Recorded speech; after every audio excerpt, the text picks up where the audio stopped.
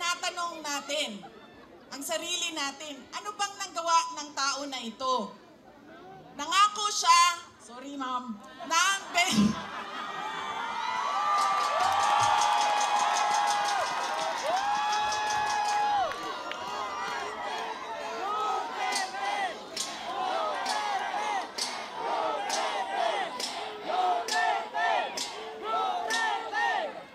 alam nyo, paano ko ba sabihin ito? Hindi, ganito. Tulad na lang na magkaibang tao kami ni Pangulong Rodrigo Duterte. Si Pangulong Rodrigo Duterte ay hindi si Inday Sara Duterte. Si Bongbong Marcos ay hindi si Amy Marcos.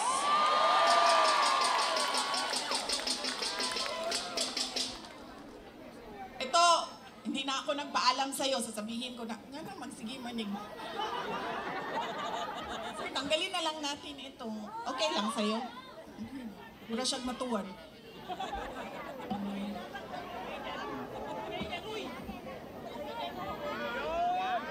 Ganyan na lang. Para din makita ninyo na pumayat na ako. Salamat, Martin Romualdez! No! Pumayat si Inday Sara!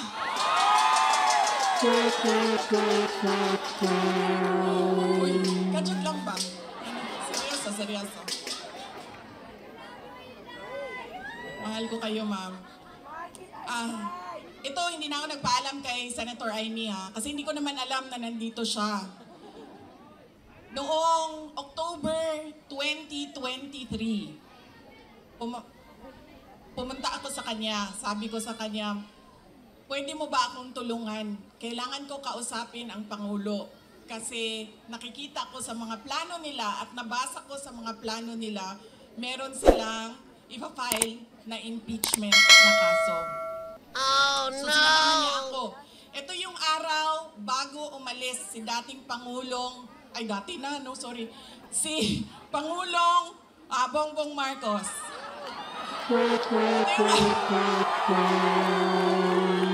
Oh, no!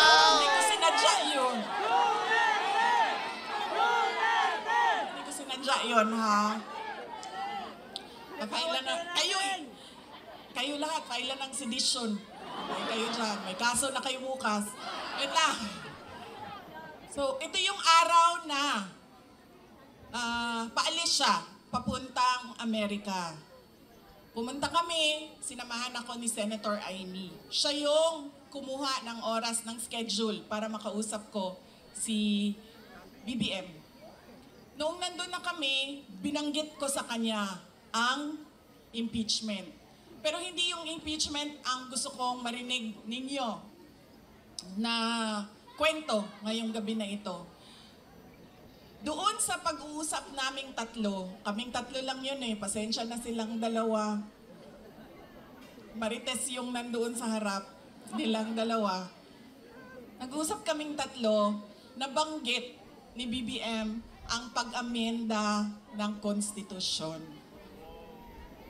At sinabi niya na, madami siya sinabi, pero ang gist ng sinabi niya ay, we will just amend. Kasi English man sila pag mag-istorya, no? So ako dito, anak, kuya Juan, English, we will just amend the economic provisions of the Constitution.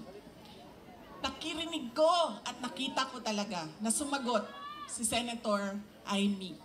Sabi niya, that is a dangerous thing. Sabi niya, if you open the Constitution to amendments, you do not just open it to economic provisions. You open it for all amendments of the Constitution. At nagsagutan na silang dalawa sa harap ko dahil sa ating Constitution. Kaya yan ang pruweba ko at proof ko sa inyo na magkaiba na tao. Ibang tao si BBM, ibang tao si Amy Marcos.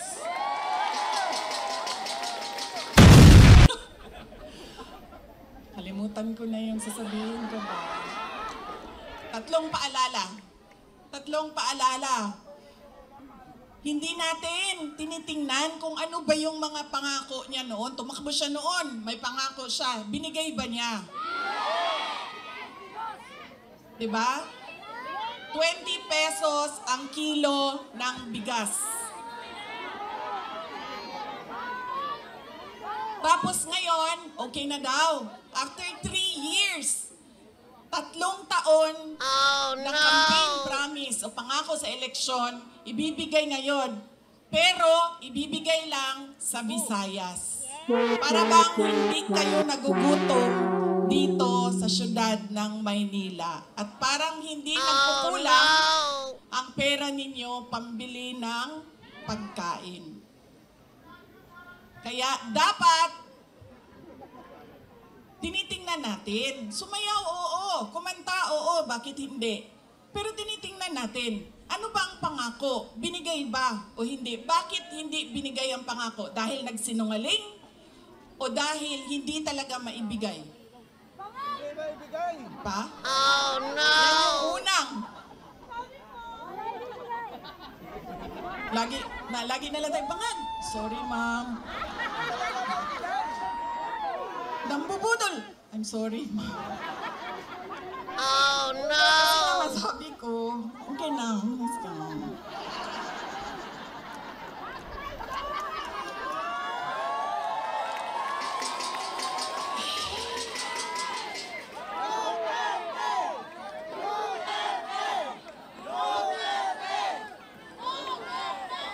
Alam nyo, yung bangag na yan, hindi totoo. Hindi naman ako kasi tumawa sa Oh, no! dahil tinawag siyang bangag. Andun ka din, di ba? Hindi ako, kasi sa Bisaya, ang bangag, di ba? Bangag, bangagan, bangag. Oo. So, pag sinabi mong bangag sa Bisaya, hindi siya adik. Unsa man sa to, akida. Di ba? Oo. So, hindi talaga ako natawanan, tinawag siyang bangag. Kasi sa Bisaya, ang bangag ay butas. At saka sa slang, ang bangag is yung private part ng babae. Diba? Bangagan. Ang pinagtawanan ko, dahil ang rally na yon ay kontra sa pag-amyenda ng konstitusyon. Yun yung rally na yon. Tapos nagulat na lang kami na iba na yung napag-usapan doon sa rally. Pero balik tayo sa bangag, ma'am. Alam mo, hindi ito kasali talaga sa speech ko, ma'am. Sinabi sa akin ng partner ng uncle ko na noong hindi pa siya Pangulo, nung senador pa lang siya, ay bumisita sila sa bahay at inalok talaga sila ng droga. Humindi yung... Oh no! Wala naman ako sinabi na pangalan. Oh, talaga. Alam nyo, may malaki bang kulungan ang Maynila para sa atin lahat? Hindi nila tayo kakayanin ikulong, no? Baka matulad tayo kay President Duterte. Nakulong na. Humindi yung partner noong uncle ko. Kinento nila yan sa akin. Ang buong akala ko naman, kasi matanda na, di ba, may edad na, natututo ka na sa kung anong mga mali na ginagawa ng kabataan mo, ay nagbabago yung tao. Hindi ko alam na yun na nga ang nangyari. Kaya balik tayo sa paalala, tingnan nyo muna. Pagkatapos niyang kumanta, tanungin ninyo ang sarili ninyo. Noon, nakinig ako sa'yo. Ano ang pangako mo? Binigay mo ba? Kaya dapat pinag-iisipan natin kung iboboto natin o hindi yung tao. Pangalawa, ito, walang makakakontra sa akin nito, kahit saan man sa mundo. Hindi dahil galing yan sa malaking pamilya ng mga politiko ay automatic ang boto ninyo. Hindi dahil anak yan ng Duterte ay automatic ang boto ninyo. Dapat tinatanong nyo ang sarili ninyo, ano ba ang abilidad at kapasidad ng tao na ito na maglingkod para sa bayan. Isa sa mga problema natin ay ang political dynasty. Pero hindi ipinagbabawal ang kung sino man ang may gusto tumakbo. Kaya nasa atin, nasa mga butante ang pagkilatis. Duterte yan.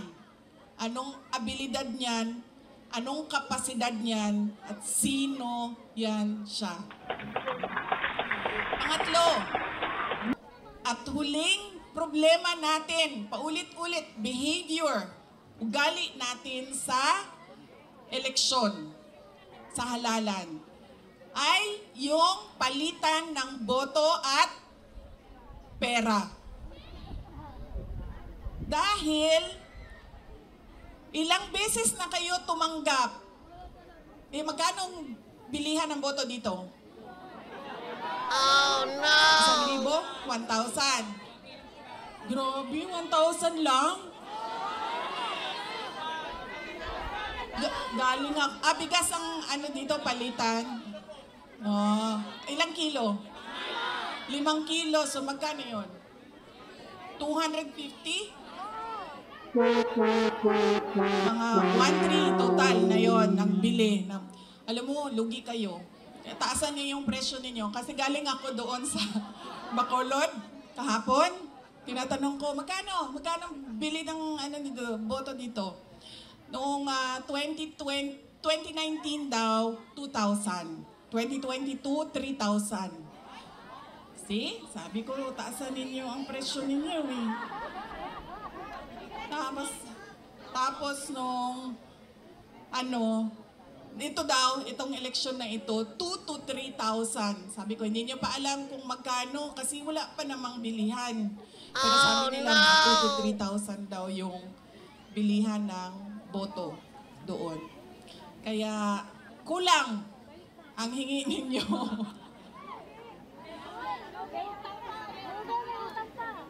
1,300 ang natatanggap ninyo. O, hindi pa lahat. Oh. Bakit 1,300? Ang akap, magkano ba akap? Di ba 5,000? 3,000?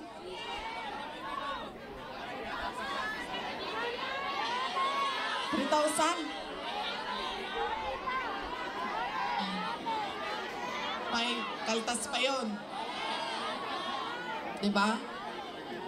One for you, one for me, one for you, one for me. Oh no! Alam niyo, hindi namin ginagawa yan sa Davao. Alam niyo bakit? Nawawala kasi yung respeto ng tao sa isa't isa. Sabihin ko sa inyo kung bakit mamaya nawawala yung respeto. Masisira ang buhay mo. Sa bilihan ng boto. Yan. Ilang eleksyon na kayo tumanggap ng 1,300?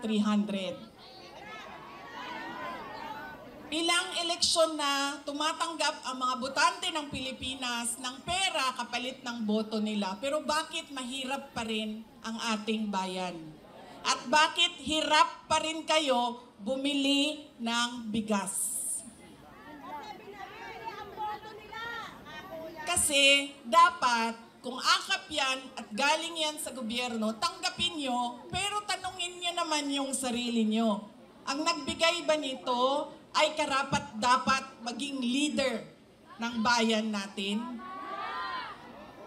Dahil malamang ipusta ko yung isang paa ko, hindi niya pera yang binigay niya sa inyo. Pera yan ng bayan. So, tanggapin. Dahil tulong yan ng bayan. Huwag matakot kung iba ang iboto. Dahil unang-una, nakatago naman yung boto natin. At pangalawa, kung sino man yung manalo na mayor ninyo, na vice mayor ninyo, na konsehal ninyo, na congressman ninyo, ay may obligasyon na tumulong sa taong bayan. Kaya kung sino man yung nakaupo, magbibigay pa rin yan ng tulong sa inyo. Kaya, yan ang kailangan ninyong isaisip. Hindi dahil sikat ang apelido, automatic ang boto. Hindi dahil may kapalit ang aking boto, ay ibibigay ko na. At, ano yung isa? Check ko lang mo, nakikinig kayo? Ano yung isa? Oh, see? Hindi na nakikinig. Oh no! Respeto. Nakakawala talaga ng respeto yun, ma'am, pag may palitan ng pera. Yung isa ay, wala naman nakinig sa inyo. Huwag ibenta ang boto. Huwag dahil sikat iboto. Ha? O yun nga, dahil sikat iboto. Ano isa?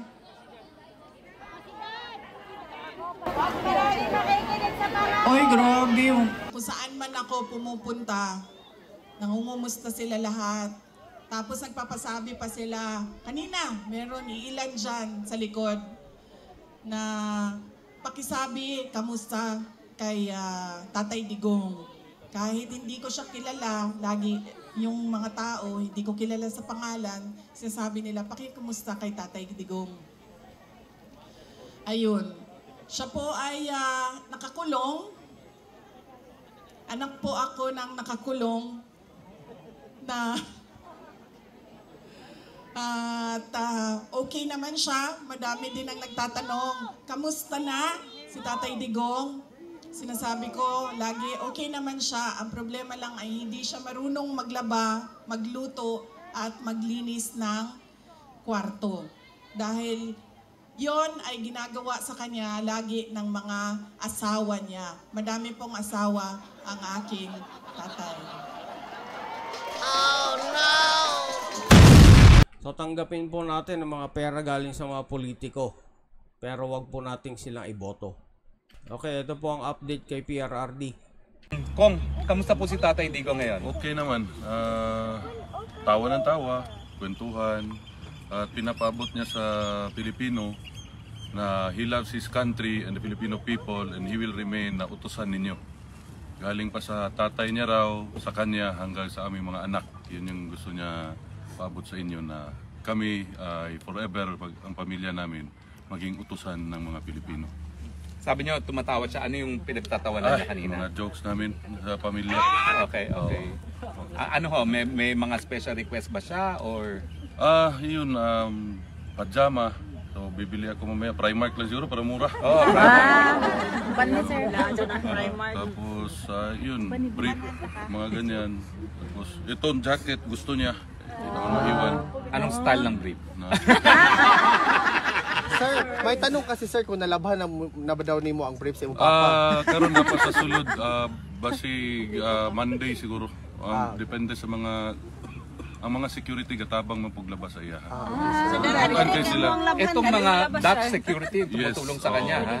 Merong isa nagluluto sa bahay, dinadalhan din sa pagkain sa loob. Ano ba ho, yung mga guards niya, boboto na ba sa eleksyon? Pwede. Well, ano hon sabi niya tungkol sa eleksyon niya bilang alkalde ng Davao City? Yun, may message din siya para sa mga Dabawenyo na yun, salamat sa suporta at sa pagsalig sa Bisaya, pagsalig sa iyaha, sa among pamilya. And may message siya kay Pastor, patawagan niya sa akin. So, later na lang kung makontak mo. Hindi ba?